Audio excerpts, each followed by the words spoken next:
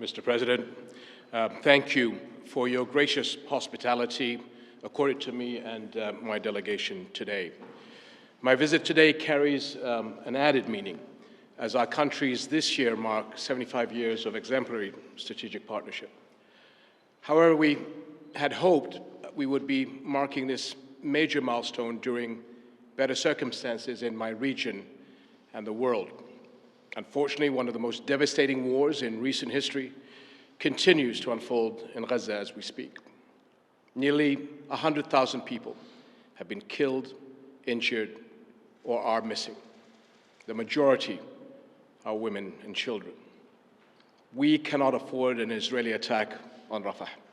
It is certain to produce another humanitarian catastrophe. The situation is already unbearable for over 1 million people who have been pushed into Rafah since the war started. We cannot stand by and let this continue. We need a lasting ceasefire now. This war must end. We must urgently and immediately work to ensure the sustainable delivery of sufficient aid to Gaza through all possible entry points and mechanisms. And I thank you, Mr. President, for your support on this. Restrictions on vital relief aid and medical items are leading to inhumane conditions.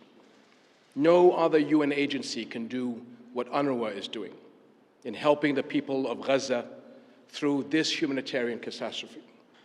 Its work in other areas of operation, especially in Jordan, where 2.3 million are registered, is also vital. It is imperative that UNRWA continues to receive the support it needs to carry out its mandate. The potential threat of Palestinian displacement beyond the borders of Gaza and the West Bank is something we view with extreme concern and cannot be allowed.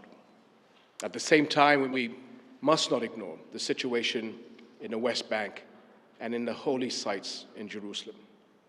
Nearly 400 Palestinians have been killed in the West Bank since October 7th, including almost 100 children and over 4,000 injured. Continued escalations by extremist settlers in the West Bank and Jerusalem's holy sites and the expansion of illegal settlements will unleash chaos on the entire region.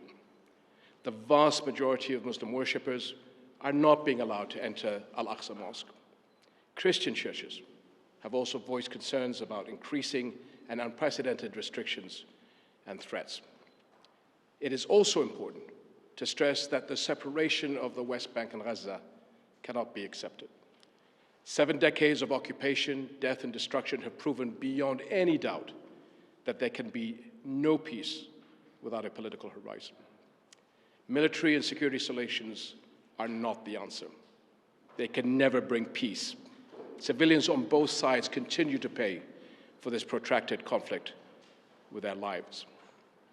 All attacks against innocent civilians, women and children, including those of October 7th, cannot be accepted by any Muslim, as I had previously stressed. We must make sure the horrors of the past few months since October 7th are never repeated nor accepted by any human being.